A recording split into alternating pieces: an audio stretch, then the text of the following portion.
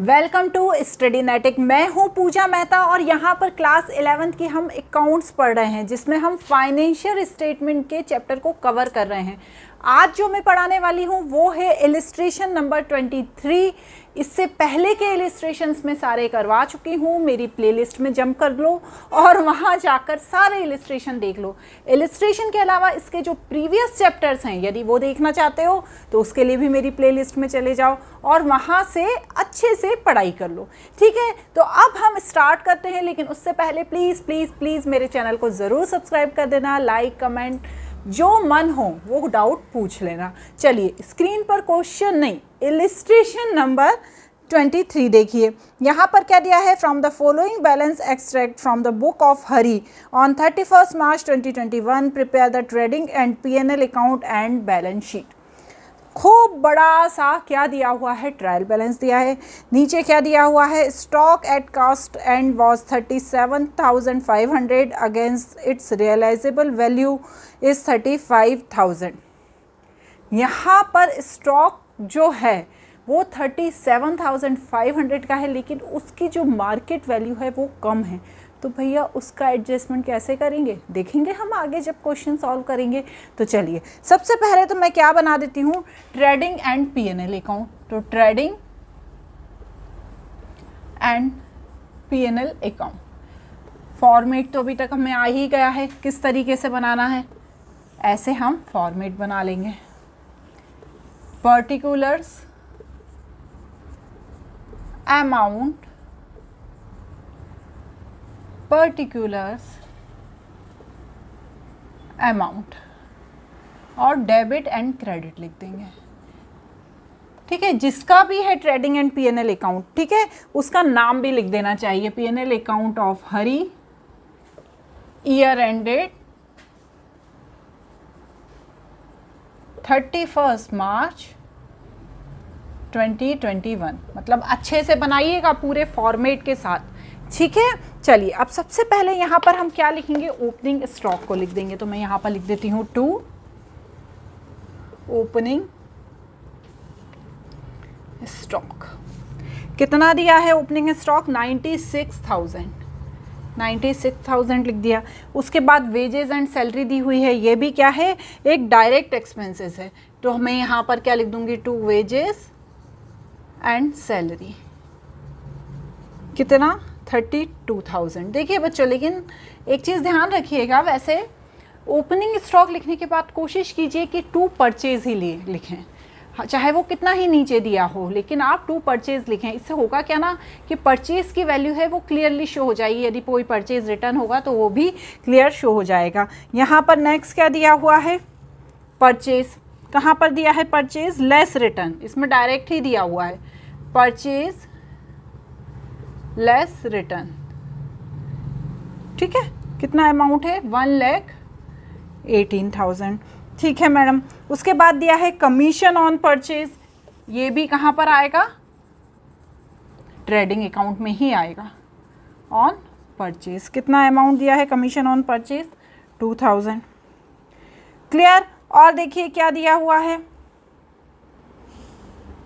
Freight inward, 2 freight inward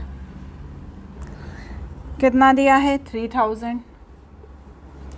clear. अब आ जाएंगे credit side, तो सेल्स लेस रिटर्न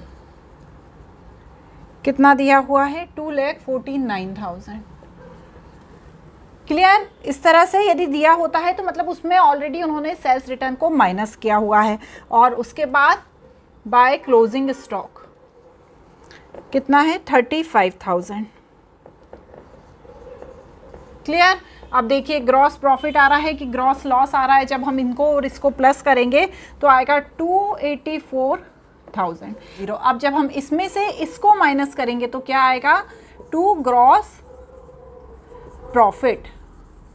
देखिए माइनस करने पे कितना आ रहा है, 32500। और इस तरह से दोनों साइड का टोटल बराबर कर देंगे और इस ग्रॉस प्रॉफिट को कहाँ ट्रांसफ़र करेंगे, ट्रांसफ़र टू P&L अकाउंट। अब P&L अकाउंट हमने अलग से तो बनाया नहीं है, उसी में बनाया हुआ है, तो हम यहाँ पर क्या करेंगे, बाय ग्रॉस प्रॉफिट। अब जितने भी इनडायरेक्ट एक्सपेंसेस हैं उन्हें क्या करेंगे, हम P&L अकाउंट के डेबिट साइड लिख देंगे और जितनी भी इनडायरेक्ट इनकम है उसे P&L अकाउंट के क्रेडिट साइड लिख देंगे। तो चलिए छाटिए इसमें से क्या क्या है। अब देखिए सबसे पहले तो यहाँ पर दिया है trade expenses, to trade expenses. यदि आपने ट्रेडिंग अकाउंट के डायरेक्ट एक्सपेंस, क्योंकि ट्रेडिंग अकाउंट में तो हैं कम, ठीक है ना, तो ट्रेडिंग अकाउंट के डायरेक्ट एक्सपेंसेस ध्यान में रख लिए तो आपके लिए P&L के एक्सपेंसेस को ध्यान में रखना इजी हो जाएगा, क्योंकि एसेट्स और जो लाइबिलिटीज़ हैं वो तो अलग ही समझ में आती हैं कि भैया ये एसेट्स हैं हमारी, ये लाइबिलिटी हैं। डायरेक्ट और इनडायरेक्ट एक्सपेंसेस में कभी कभी बच्चे कंफ्यूज हो जाते हैं, तो आप डायरेक्ट एक्सपेंसेस याद कर लीजिए, बचे हुए जितने भी हैं वो सारे इनडायरेक्ट एक्सपेंसेस हैं। तो बस यहाँ पर ट्रेड एक्सपेंसेस लिखा, कितना आया 200। उसके बाद रेंट कितना है 2000। उसके बाद क्या दिया हुआ है, प्लांट है, वो तो क्या है हमारा बैलेंस शीट में आएगा, बैड डेट्स हैं, कितना दिया हुआ है 5000। उसके बाद CGST, SGST, IGST इनका क्या करना पड़ेगा, हमें सेट ऑफ करना पड़ेगा जो हम बैलेंस शीट में लिखेंगे। अभी इसका कोई काम नहीं है, हम यहाँ पर लिख देते हैं टू रिपेयर ऑन प्लांट, कितना है 1600। और यहाँ पर क्या लिखेंगे, जो हमारी इनकम है, तो हमें परचेज पे डिस्काउंट मिला तो डिस्काउंट ऑन परचेज हमारा क्या है, इनडायरेक्ट इनकम है, तो कितना अमाउंट है यहाँ पर 4000। चलिए अब देखिए क्या आ रहा है, नेट प्रॉफिट है कि नेट लॉस है। तो जब हमने इसको और इसको प्लस किया तो हमारा आया 36,500, और जब इसमें से इसको माइनस किया तो हमारा आया नेट प्रॉफिट, ठीक है ना। यहाँ पर आता है नेट प्रॉफिट और नेट लॉस, क्लियर। चलिए जब माइनस करा तो कितना आया 27,700, और दोनों साइड का हमने इक्वल कर लिया, क्लियर। इस तरह से क्या हुआ हमारा P&L अकाउंट और ट्रेडिंग अकाउंट, मतलब ऊपर ट्रेडिंग अकाउंट नीचे P&L अकाउंट बन गया। अब हमें क्या करना है, अब हमें करना है सेट ऑफ, किसका, GST का। चलिए सबसे पहले तो मैं, या तो आप इसे नोट कर लीजिए, तो यहीं पर सेट ऑफ करके यहीं पर मैं बैलेंस शीट बना दूंगी। अब क्या करेंगे, इस तरह का फॉर्मेट बना लेंगे जिससे हम GST को सेट ऑफ कर सकें। आउटपुट GST के साथ इनपुट GST को सेट ऑफ किया जाता है। क्वेश्चन में दिए हुए हैं IGST, CGST एंड SGST। तो सबसे पहले मैं क्या लिखूंगी, यहाँ पर लिखूंगी मैं आउटपुट GST। आउटपुट GST 15,000, 10,000 और 10,000, ठीक है, इनको ब्रैकेट में लिखा हो जाता है। आउटपुट GST क्या होता है, आउटपुट GST जब हम कोई सामान सेल करते हैं और हमारे पास पैसा आता है तो उसे क्या कहते हैं, आउटपुट GST, क्योंकि पैसा आया उसके साथ साथ GST भी आ गया तो उसे आउटपुट GST कहते हैं। तो यहाँ पर 15,000 IGST आया है, 10,000 CGST आया है और 10,000 SGST आया है। अब इसे हम किसके साथ सेट ऑफ करेंगे, इनपुट GST के साथ। तो सबसे पहले मैं क्या सेट ऑफ करूंगी, IGST को, तो मैं यहाँ पर लिखूंगी इनपुट IGST। तो कितना दिया है 5,000, मतलब क्या है, हमने पेमेंट किया है 5,000 का, मतलब इनपुट GST हमने पे किया है कब, जब कोई सामान खरीदा था और हमने पे किया है 5,000 का, लेकिन आया है हमारे पास 15,000, मतलब ज़्यादा आ गया ना। तो यहाँ पर अभी भी हमारे पास कितना बचा हुआ है, 10,000 बचा हुआ है। CGST कितना है 10,000 और SGST कितना है 10,000। ये 5,000 हमने चुका दिया और 15,000 हमें मिल गया। तो अभी हमारे पास IGST 10,000 है, CGST 10,000 है और SGST 10,000 है। तो ये मेरा क्या हो गया, बैलेंस हो गया। अब मैं क्या करूंगी, लेस करूंगी किसे, input CGST and input SGST को। तो भैया यहाँ पर क्या हुआ है, 15,000 हमने चुकाए हैं CGST और आया हमारे पास कितना है 10,000। यहाँ पर भी मैंने 15,000 चुकाए हैं लेकिन आया कितना है 10,000। यहाँ पर जो IGST है वो 10,000 मेरे पास ज़्यादा आया है और चुकाया मैंने कम है 5,000। तो मैं यहाँ पर क्या करूँगी, ये 10,000 को नीचे ले आऊँगी और जब इसको मैं इसके साथ सेट ऑफ करूंगी, सीजीएसटी इनपुट सीजीएसटी को जब मैं आउटपुट सीजीएसटी के साथ सेट ऑफ करूंगी तो मेरे 5,000 का बैलेंस अभी भी बचा है जो मुझे चुकाना बाकी है। यहां पर भी 5,000 का बैलेंस बचा है जो मुझे चुकाना बाकी है। तो मैं क्या करूंगी, इसे मैं सेट ऑफ करूंगी। किसके साथ सेट ऑफ करूंगी, ये जो बचा हुआ आईजीएसटी है ना, ये देगा, जाएंगे ना एसजीएसटी और सीजीएसटी आईजीएसटी के पास कि भैया अभी हमारा 5,000 का हमें सेट ऑफ करना बचा है, तुम्हारे पास 10,000 रुपये बचे हैं, तुम हमें दो, हम सेट ऑफ करेंगे। तो ये बैलेंस के बाद हम लिखेंगे यहाँ पर less input CGST and input SGST against output IGST. समझ रहे हैं ना आप लोग, भूल तो नहीं गए जीएसटी का पैटर्न। 15,000, 10,000 और 10,000 ये हमें कलेक्ट हुआ है, और जो इनपुट है वो हमने पेमेंट किया है, क्योंकि जब हम कोई सामान खरीदते हैं तो हम उसके लिए पेमेंट करते हैं, तो उसके साथ हम इनपुट जीएसटी भी पे करते हैं। तो यहाँ पर 5,000 पे किया है, मतलब पे कम किया है, आया ज़्यादा है, तो हमारे पास 10,000 का बैलेंस बच गया। लेकिन यहाँ पर हमारे पास 10,000 और 10,000 सीजीएसटी और एसजीएसटी आया है, लेकिन हमने पेमेंट कितना कर दिया है, 15,000 और 15,000, मतलब अभी हमें 5,000 हमारे पास कम है, ठीक है ना। तो ये क्या करेंगे, अब ये जो 10,000 है इसके पास जाएंगे यूँ पैरल पैरल पैरल, और ये भी इसके पास जाएगा और ये भी इसके पास जाएगा और मांगेगा, तो ये दोनों को अच्छा बच्चा बन के 5-5 हज़ार रुपये दे देगा। तो यहाँ पर क्या होगा, पूरा जीएसटी का सेट ऑफ हो जाएगा और बैलेंस बचेगा निल। क्लियर, कोई डाउट तो नहीं हुआ। अब जब बैलेंस निल बचा है तो अब बैलेंस शीट में इसे लिखने की ज़रूरत नहीं है, सिंपल जो बैलेंस शीट बनती है उसे बनाना है। चलिए क्या लिखते हैं यहाँ इस साइड, लाइबिलिटीज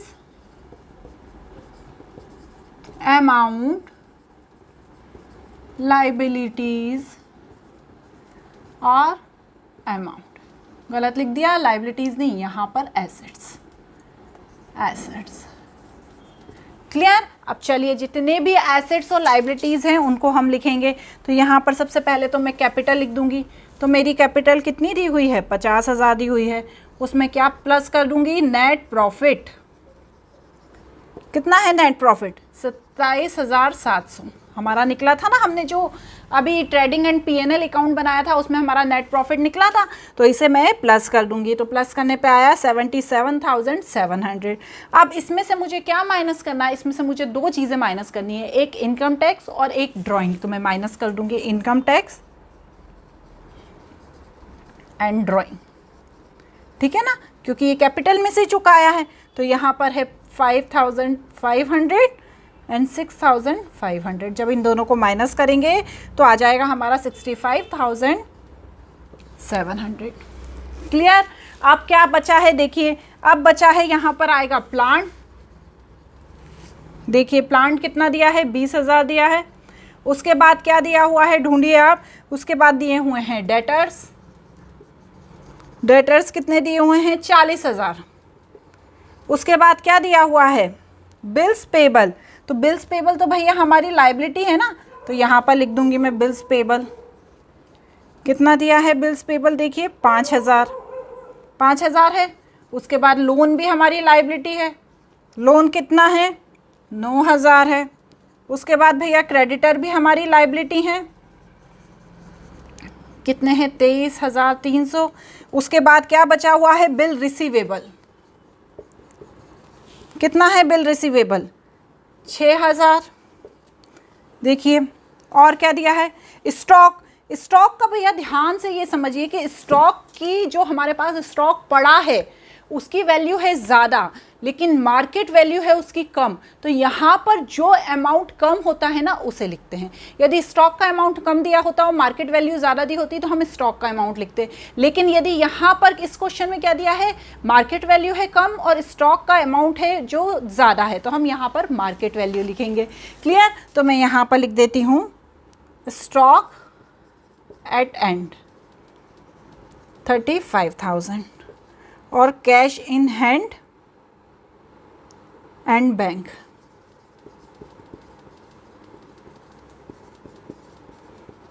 कितना है, ये 2,000 यहाँ पे ये 35,000 था। अब चलिए इन सबको प्लस करके हम कैलकुलेटर से देखेंगे ताकि ऐसा ना हो कि हमारी बैलेंस शीट मैच ना करे। 20,000 प्लस 40,000 प्लस 6,000 प्लस 35,000 प्लस 2,000 कितना आया? 103,000। ठीक है, इसी तरह से हम लायबिलिटी साइड का भी कर देंगे। 65,700 प्लस 5,000 प्लस 9,000 प्लस 233,000। तो ये भी कितना आया? 103,000। इस तरह से हमारी बैलेंस शीट मैच हो गई, कहीं भी कोई गलती नहीं हुई। आपको भी बहुत अच्छे से ध्यान से करना है, जो जीएसटी को सेट ऑफ करने वाले हैं उनको एक बार रिवाइज कर लेना और फिर इलिस्ट्रेशंस को करना। आज यहाँ पर हमारे सारे इलिस्ट्रेशन एंड हो गए। अब प्रैक्टिकल प्रॉब्लम्स के सॉल्यूशन करेंगे हमारे अगले वीडियो में। वीडियो अच्छा लगा हो तो ज़रूर लाइक कीजिएगा। Thank you.